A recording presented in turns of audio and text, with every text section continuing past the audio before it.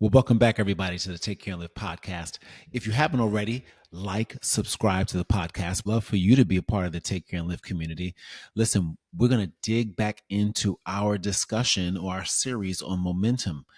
If you are overbooked and overscheduled, if you start your day and by the end of the day, you don't know where the time went or how you used it, and better yet, you know that you haven't spent any of that time on any of the things that you value and that you've committed to making a priority, then this episode is for you because you're overbooked.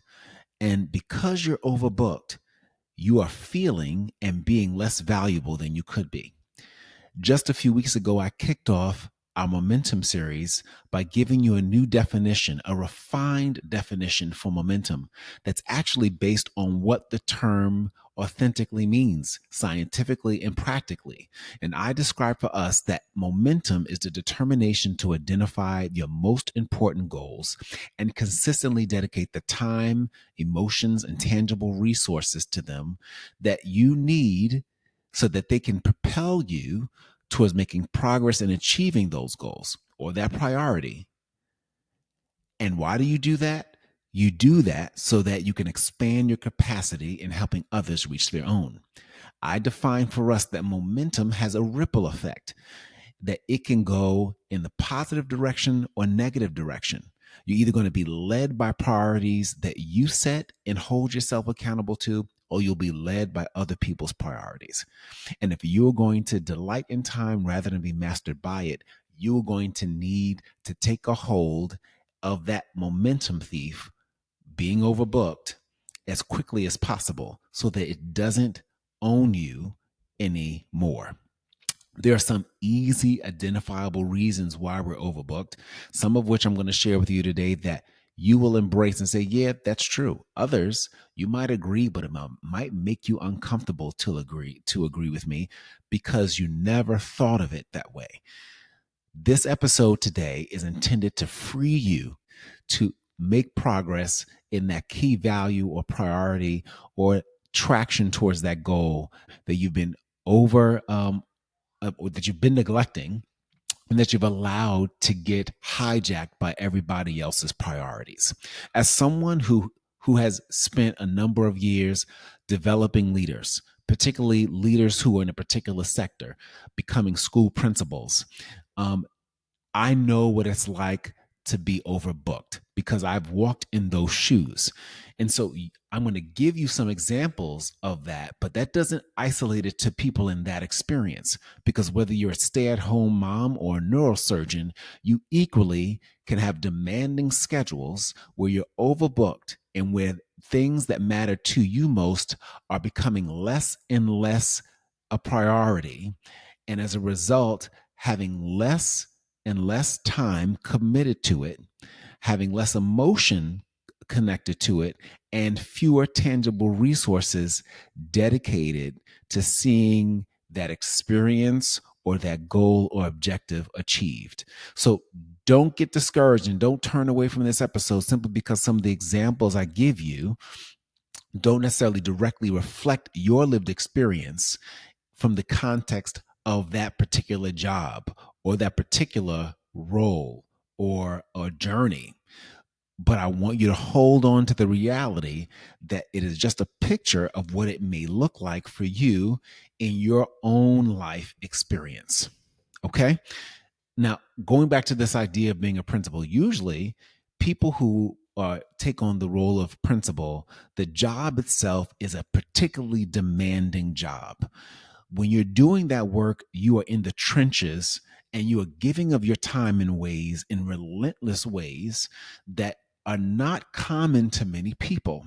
In fact, there are demands made for your time at net breaking speeds that require you to give of yourself, your emotions, your physical energy, your cognitive capital in moments when it's even inconvenient for you. You're often in your school building early in the morning till late in the evening. You're overseeing events. You're leading teams. You're connecting with families. You're managing conflicts between adults and children. You're managing district level priorities. You are essentially the CEO of your building, and your schedule tends to be jam packed. Why am I being so descriptive? Because while you may have never been in the principal seat, you are in some role right now that is requiring a significant amount of your time, and where you are finding yourself overbooked and overscheduled. And because of that experience, you are also feeling less valuable and being less valuable than you could be because you're neglecting what should be mattering to you most. All of us know the key things in our life that should be mattering to us most because they gnaw at us, they agitate us, they frustrate us when we don't spend time doing them. We actually feel hopeless and disappointed because we haven't given some very focused time and attention to it with regularity. And momentum is needed not just for you, but for others.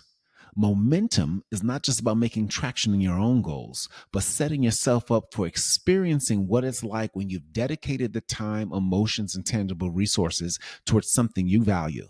Because then you'll know what it means to allocate those same things for somebody else and what it means to them when they see their energies or resources and time and emotional capital being leveraged in that direction for them. If you can learn to appreciate the value that comes from giving those resources the time and attention they deserve in your own life, you'll better appreciate what it means in giving that to others. The challenge is we often diminish the value of those assets for our own life. And so we get overbooked managing everybody else's priorities, and we lose our sense of self. And as a result, we become accustomed to this organized chaos. We become accustomed to this fragmented life where everybody else gets ahead of the game and we are constantly falling behind. Eventually, you become someone, when you are overbooked, become last on the list. Your commitment and your focus to your own life needs shrinks. You get pushed and they get pushed lower and lower in the item line of what matters. And sooner or later, you are not living life. You are just being managed by life. And if that sounds like you, it's okay that it does, but you don't have to stay there. You can nod and agree with me if it is. Yeah. Even if it's a little embarrassing too, because it's real. We've all experienced it. You're not by yourself. You're not alone. I've been there. I've had to reset my use of time, and it made people uncomfortable because I had to acknowledge that I was giving of my time, my emotions, and my tangible resources in directions that were good, but they were all going in the direction of what was good for the benefit of others while I was neglecting myself. And so while everyone else was appreciative of what I was offering to them, I was feeling increasingly less satisfied with my life because I wasn't making traction in the area that mattered to me most. And so for you, maybe the traction area is building your relationship with your family. Maybe you recognize your current work schedule is such that you're committing so much time there that you're not giving the time to even doing the simple things like having dinner with your family. Maybe it's having dinner with your sons or daughters just 3 times a week to recapture what their life is like, listen to their stories, understand what their needs are, so that that time of being disconnected and having the friction that arises with them becomes less and less of a problem, and you're able to now take the time and get a sense of what their core needs are, what they value, so that you can have a healthier relationship. That's going to require compromise. It's going to require a detachment from the life that you've gotten used to. It's going to require a detachment from the organized chaos that you've allowed to run your life. So, whatever it might be, recognize that this being overbooked is not always about people authentically needing you for your time. Being overscheduled and overbooked is not always a reflection of being appreciated and being valued for what you can bring to the table. Being overscheduled and overbooked is often rooted in a need for authenticity, a need to be seen as being authentic. It's not often, it's being overscheduled often isn't rooted in an authentic need by others for your time. Being overbooked is often a need, and it is rooted in a need for significance, a desire to be seen. Did I say that out loud? A desire to be known, a need to have what you do and who you are validated. In some extreme cases, being overbooked is a reflection of this desire to be celebrated. That's because in some of the closest areas of our life, in the more intimate parts of our life, we're not celebrated. We don't feel that we are validated. We don't feel as if we are seen. And so we fill our schedules with things to do and people to see in hopes that one of them will meet that unexpressed internal need that you're looking to have met. Did I say that out loud? I did. I did. It's important to recognize and see when being overbooked and overscheduled is a symptom of an internal need, a desire that really should be fed through your commitment and time spent on focusing on the value or priority or goal that matters most to you, where you want to see yourself grow and flourish. Because you know, when you make that personal investment of time in yourself, the outcome is the emotional and physical ability and willingness, the energy and enthusiasm to serve others well, because you know what it's like when you serve yourself well. So there are a few things I'm going to give you and some tips and some guidance to give you to help you overcome your addiction to being overbooked. If you want to overcome this momentum thief of being overbooked, if you want to stop feeling like you're not valuable, if you want to stop feeling like you're not being as valuable as you could be, you need to take this advice to heart. You're going to have to set some fire to your current overbooked life by making these key adjustments. And they are radical, and they are uncomfortable, but they will be necessary for you to do the reset that you need to recalibrate and realign your values and realign your priorities. Because if you want to go back to school and get that education that you say you want and advance your career, something's got to give. There needs to be something compromised somewhere. Some of the things that you're participating in now or obligations you have got to shift. You've got to find another way to get people to partner with you to take on some of the load, or you'll need to be willing to let go. Simply just say no to those things that are not providing you with the time and emotions and support of tangible resources that fuel you to feel accomplished and as if you're achieving what matters to you most. So here are three things, three bold actions you'll need to take in order to recapture your momentum, to kill that momentum thief of being overbooked, so that you can really see the success and progress in your life that you're hoping to achieve. One, the first thing you're going to need to do is remove yourself from activities that you like and that you're giving your time to, but are not giving you a return on that investment. Remove any activity that you like and that you're giving your time to, but is not giving you a return on investment. I recently had a conversation with someone who was a part of an organization, and she was asked to lead a particular committee. And that committee, because she's a highly skilled individual, was a pretty big lift. Did it have the potential of adding significant value to the organization once it grew and once it was executed? Sure, it would. But she was the only one charged with doing it with no help. So it was extracting time and resources from her emotionally, and even would require her own tangible resources, but it would not allow her to experience satisfaction as a result of the commitment of time she would offer to it and the energy she would give to it. It was something that she liked to do, but it was something that wasn't adding value. The return on investment wasn't even in sight, not in a way that would meet what her current need was, which was to recalibrate how she used her time so she can create the opportunities to grow in her own career and actually reshape the priorities in her family life. So get rid of activities that you like, but are not adding value. They're not giving you the return on investment. Another radical step you need to take is to disrupt your emotional addiction to significance. One of the ways you can do that is to decline meetings. Sometimes we're in meetings where we're appreciated, our input is appreciated, but they're not essential.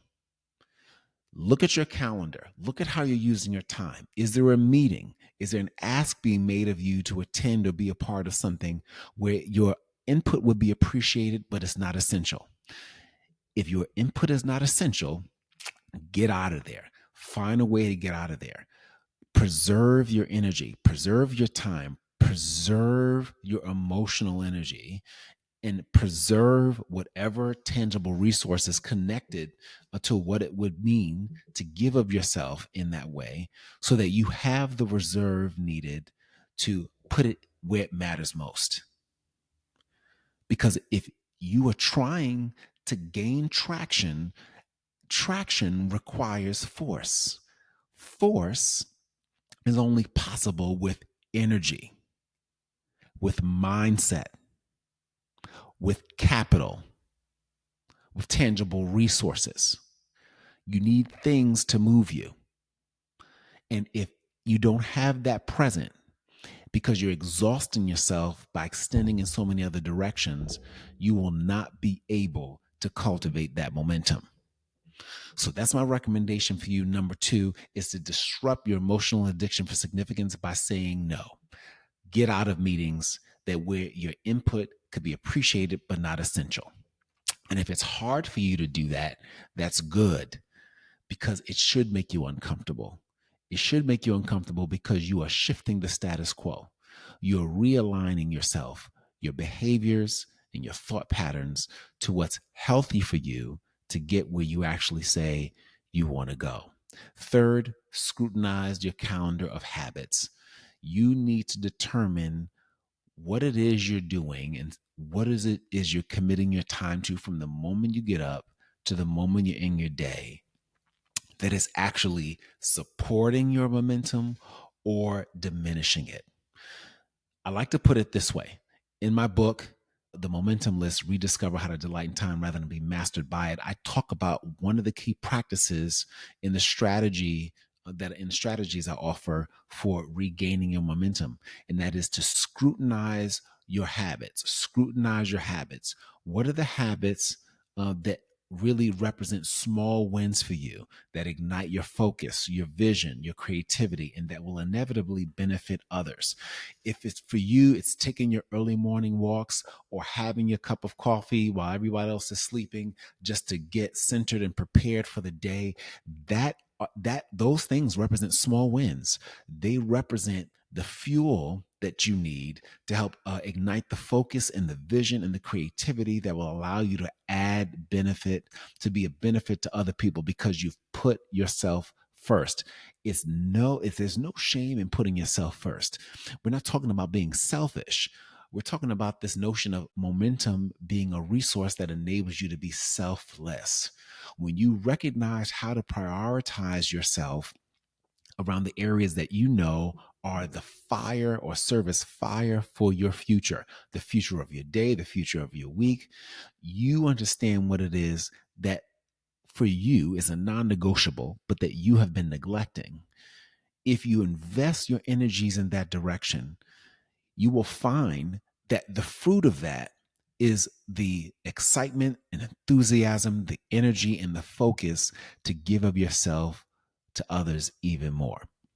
So you want to take a hold of those three practices. You want to remove yourself from any activity where you're giving of your time, but there's not a return on investment that's adding value to you. You don't want to be drained of your energy in that way. You want to disrupt your emotional addiction to significance by practicing no. And one strategy for that is to decline meetings. Decline meeting. It could be going to an event with friends. It could be actually a meeting at work where your input is appreciated, but not essential. It's taking precious time from you. And thirdly, scrutinize your calendar of habits. How are you utilizing your time throughout the day? And are you making sure that within the day you're using some of that time to invest in what matters to you most? If you aren't, you're not setting yourself up with small wins that allows you to add value to other people and their priorities with the kind of focus and commitment and even creativity and innovation that you could. Okay, real science behind this. So listen, I'm going to stop here. I've given you some keys for you to work with. If you are going to change the direction that you've been headed, if you're going to arrest this momentum thief of being overbooked, if you want to do that, you're going to need to be intentional, and you're going to need to be prepared to do this kind of gut check and make some of these radical changes. And you'll need to be prepared to do that at least every 3 to 4 months at minimum.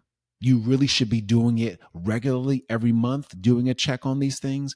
But at minimum, you'll need to do it at least 3 to 4 times a year so that you can then realign yourself. And a tool that I'm going to recommend that you read, of course, is going to be my book, The Momentum List, Rediscover How to Delight in Time Rather Than Be Mastered by It. But I'm also going to make a recommendation for you to read John Mark Comer's book called The Ruthless Elimination of Hurry: How to Stay Emotionally Healthy and Spiritually Alive in the Chaos of a Modern World. Long title, but great book. The Ruthless Elimination of Hurry. My book will give you the strategies on some practical things you could do to realign yourself and regain momentum. John Mark Comer's book is a great resource for helping you understand the culture we've created that can actually sabotage you, which then allows my resource to help you do the practical alignment in a meaningful way. So again, I invite you to get my book, get the other book recommendation I made, subscribe to this podcast, leave a comment below, let me know how much you've enjoyed the episode. And I encourage you to continue to grow in this process of reclaiming the momentum to focus on the things that matter to you most so that you can delight in time rather than be mastered by it. And I'm looking forward to dropping the next episode where we talk about the next momentum thief. Won't give it away today, but looking forward to you joining me. And in the meantime, do what I encourage us to do each and every time we connect, and that is to take care and live.